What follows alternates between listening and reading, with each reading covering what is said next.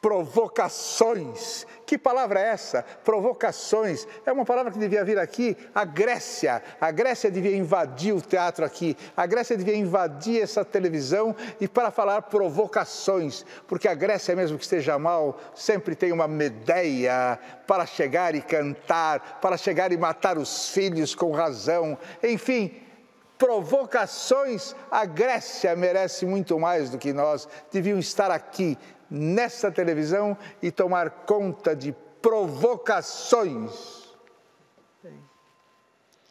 Vamos falar sobre provocações.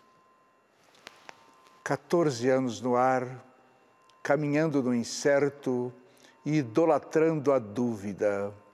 Agora, ano 15. Esse programa pode não ser uma janela aberta para o mundo, mas é certamente um periscópio sobre o oceano do social. Provocações. Provocações. A nossa convidada de hoje formou-se em administração de empresas pela Fundação Getúlio Vargas. Trabalhou administrando uma escola e por aí seguiu até os 40 anos, mais ou menos, quando resolveu trocar a ordem pelo caos. Trocou a escola pelos assassinatos em série. Não se assustem, não se assustem. Ela não matou ninguém, por enquanto, ela não matou ninguém. Ela trocou tudo pelo estudo dos assim chamados serial killers, que de lá para cá lhe renderam 4 livros e uma minissérie na TV Globo. Dizem que ela ajudou a polícia a desvendar casos daqueles que, segundo a mídia, abalaram o país. Ela está aqui para falar disso tudo, porque ela é Ilana Casoy. Ilana Casoy. Assassinatos em série. Você é melhor escritora, investigadora, ou isso não faz diferença? Só faz diferença se a gente inverter a ordem, trocar de lugar.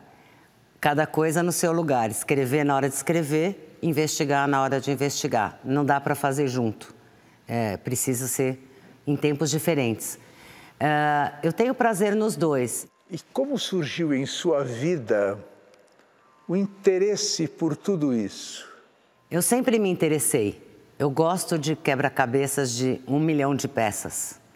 Então, esses enigmas policiais, que são os criminosos em série, sempre me fascinaram. Existe isso quando eu vi um filme baseado em fatos reais. Que fatos? Como saber o que é real? Pode ser que alguém mata tanta gente e ninguém sabe quem é? Que violência é essa tão extrema? Você presenciou algum crime em sua vida? Não, eu nunca presenciei. Eu presenciei o local de crime. Ou seja, logo após o crime, eu fiz 1 ano mais ou menos de, vamos chamar de estágio, que eu ia para a delegacia de homicídios, ali tinha uma perícia de homicídios, e eu ficava no plantão. Me deixaram ficar no plantão, então quando tinha um crime e a polícia era chamada, eu ia junto na viatura para entender como funcionava, como que o Brasil trabalhava, porque sobre o FBI tem dezenas de livros, centenas, mas sobre a polícia brasileira e a perícia brasileira não havia nada para ler. Então eu fui ver de perto. A sua família não se incomodou com essa virada em sua vida? Eu acho que eles não acreditaram. E aí, quando perceberam, já era tarde, já tinha virado. Ilana Casoy, sobrinha de Boris Casoy, prima de Sérgio Groisman.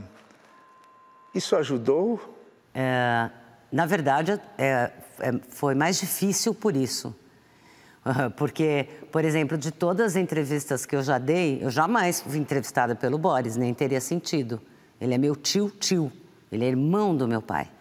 Então, nunca ele pôde me ajudar, porque ele jamais faria isso só por ser meu tio. Ele me ajudou como tio.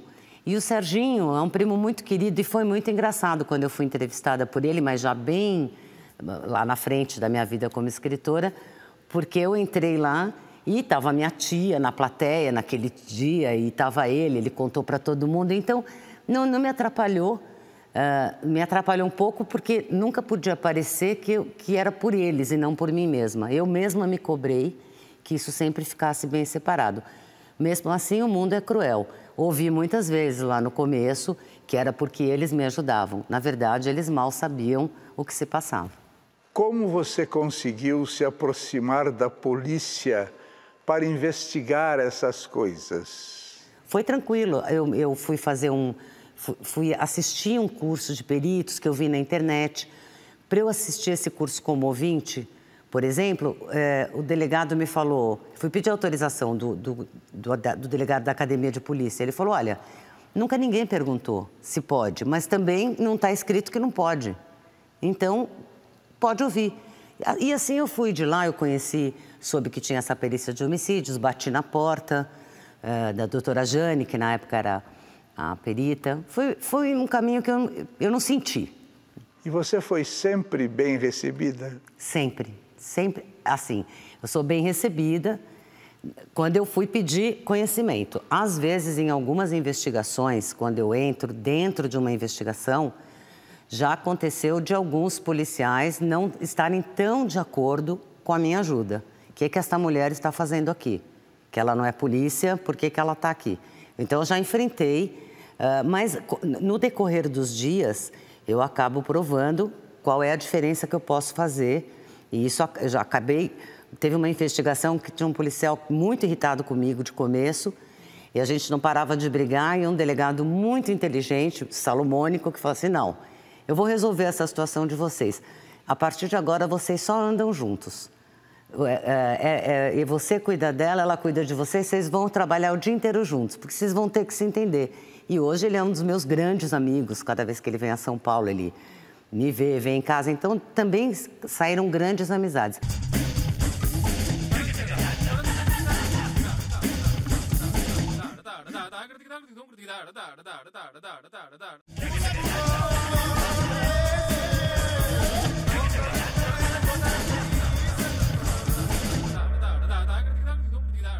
Em quais casos de assassinos em série mexeu de lá para cá? Bom, eu tive o caso em Belém de um matador de meninos, que é o André Barbosa, que eu colaborei na investigação.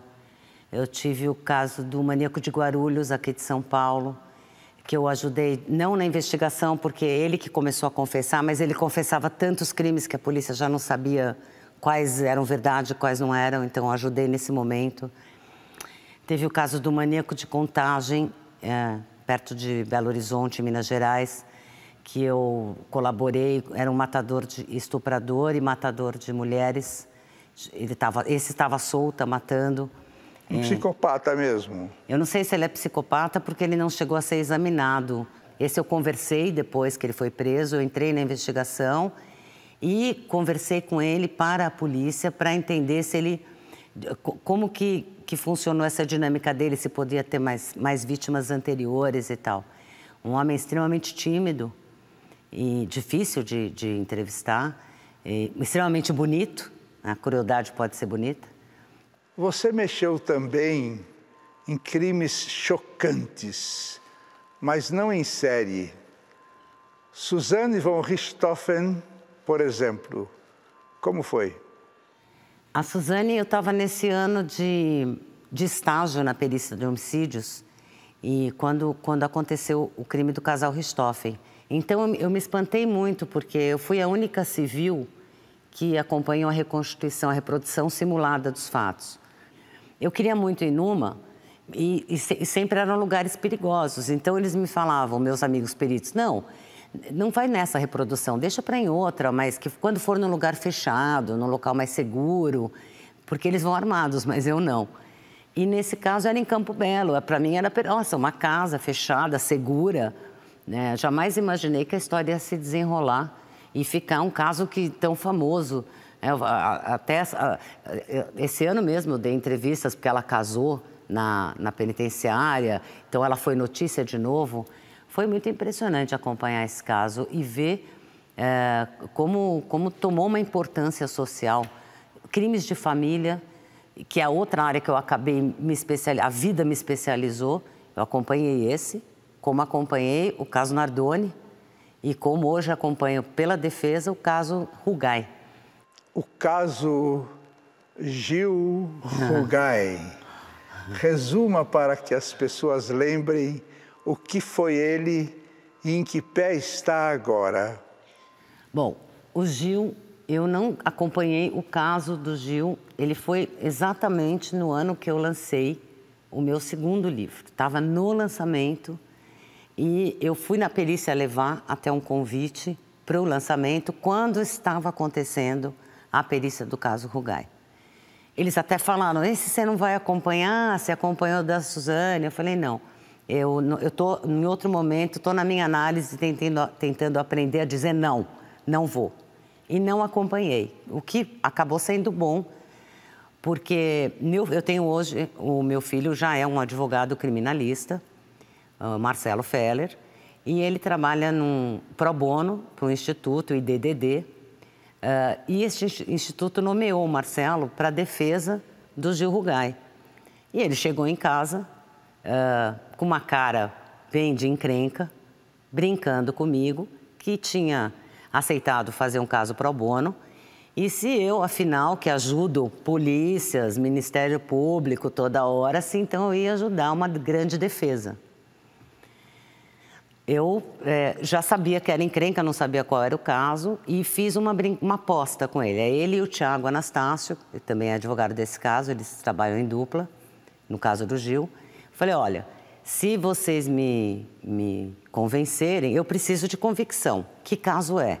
E quando ele falou que era o caso do Gil Rugai, eu falei, não, mas esse aí todo mundo sabe que foi ele. E eles falaram, não, a gente não sabe se foi ele, a gente vai defender. Você lê primeiro. Falei, bom, eu preciso me convencer, eu vou ler. Se eu achar que não foi, ou que tem dúvida, muita dúvida, mas acho que vai ser difícil. E eu fui a primeira a ler. Eram 40 volumes, eu demorei 13 dias para encontrar a prova que eu precisava para acreditar. E encontrei. Ele estava em outro lugar, falando de um telefone fixo, com testemunha na hora que o crime estava sendo executado. Então, dali para frente, eu não tive mais dúvidas da inocência dele.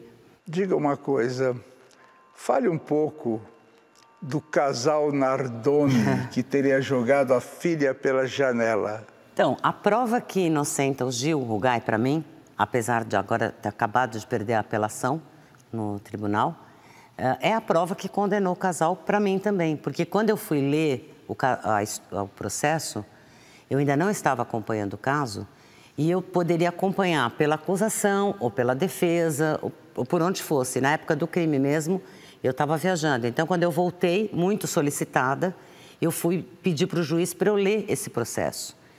Ele permitiu que eu lesse lá no cartório. Eu passei muitos dias, eu já tinha 3.000 folhas, mais ou menos, quando eu fui ler. E eles me deixam ler lá, né? Não tirar cópia. Então, eu ia todo dia e me arrumaram uma mesinha ali de alguém que estava de férias. E eu demorei também, mas quando eu encontrei essa mesma prova, que na hora que a menina foi jogada pela janela, esse casal estava dentro do apartamento, conversando ao telefone fixo, porque não tem brincadeira, telefone fixo já diz por si. O satélite te diz a hora, né? A localização te diz tudo, então você não tira eles de lá, você pode inventar 58 teorias sobre o crime, mas existe um fato, eles não saem de lá. Você não consegue tirá-los de lá na hora que essa menina é jogada pela janela. Assim como o Gil Rugai. Você não consegue colocá-lo no local do crime de jeito nenhum. Ele está a quilômetros de distância.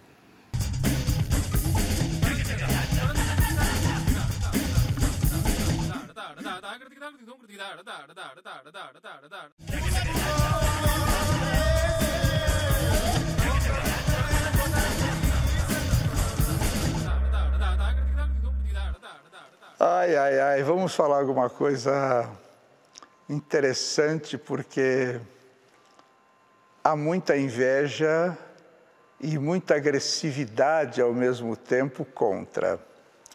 Você disse, dificilmente uma criança escapa de um pedófilo. Explica por quê. Porque, frente a um adulto, a criança ela está indefesa. Ela não tem ainda nem a capacidade de entendimento, nem de manipulação, nem de se proteger dessa manipulação. Para o adulto é muito fácil agradar uma criança. Ela é pura, precisa de pouco. Então, os pedófilos, eles agem impunemente por muito tempo. Eles sabem...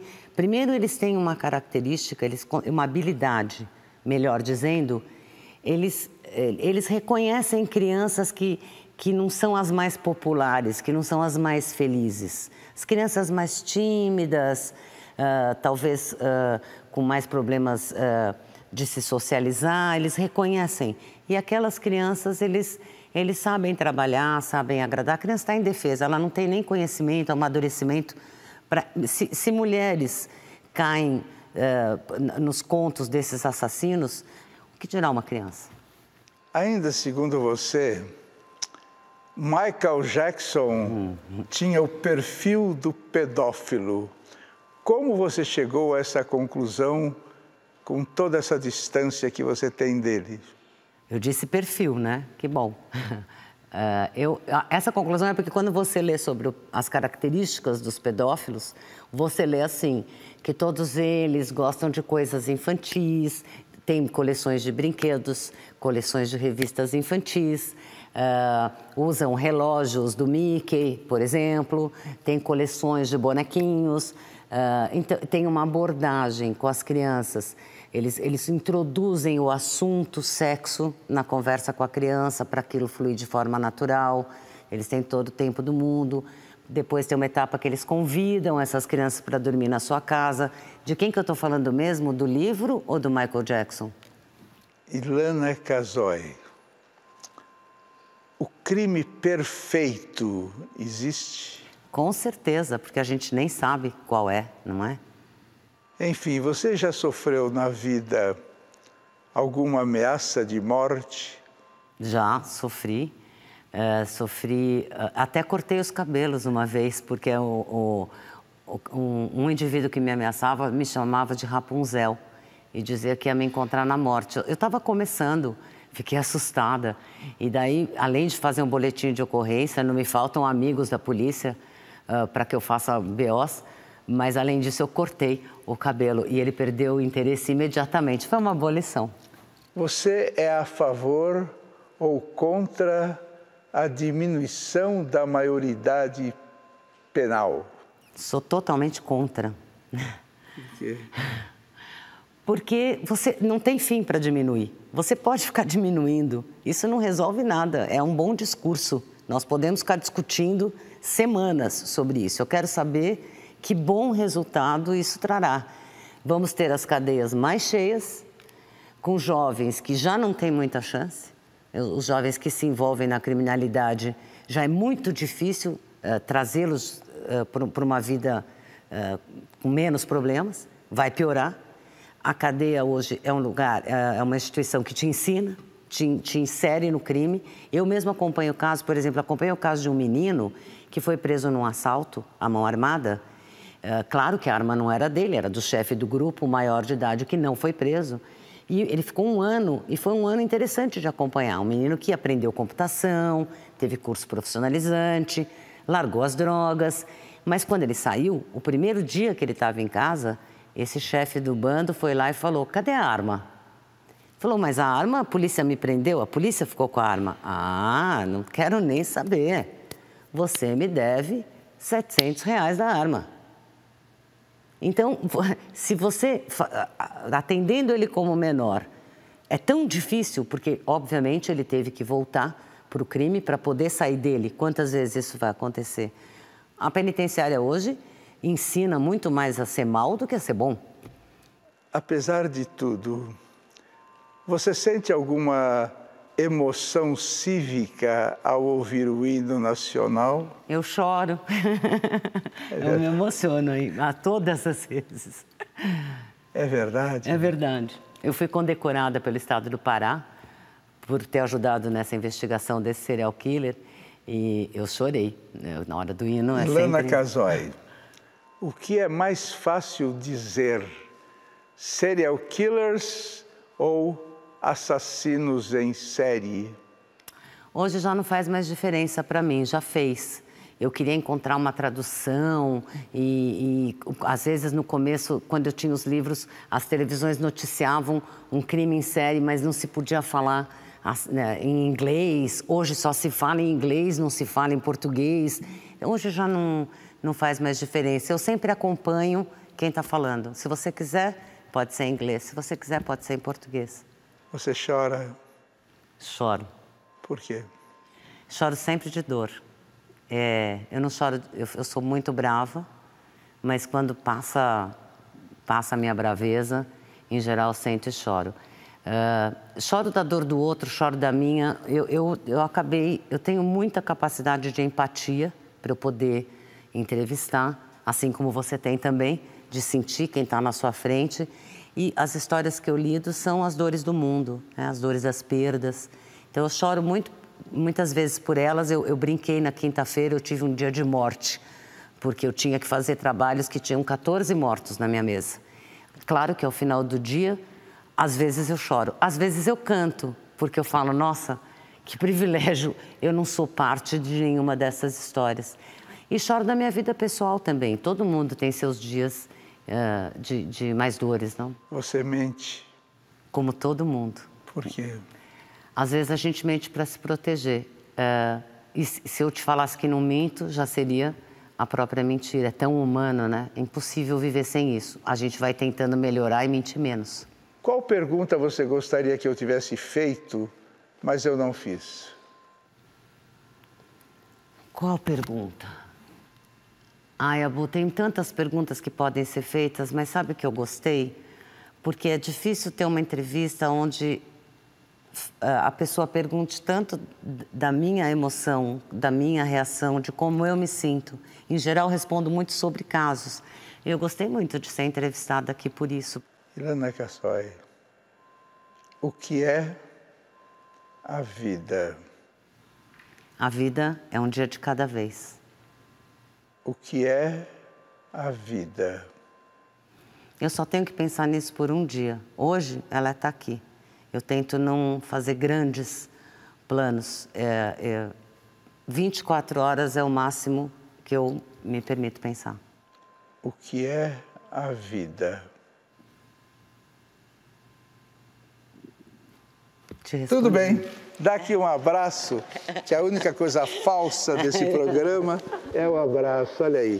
Que tá falso fotografando gostoso. você. Sorria, finja que está feliz.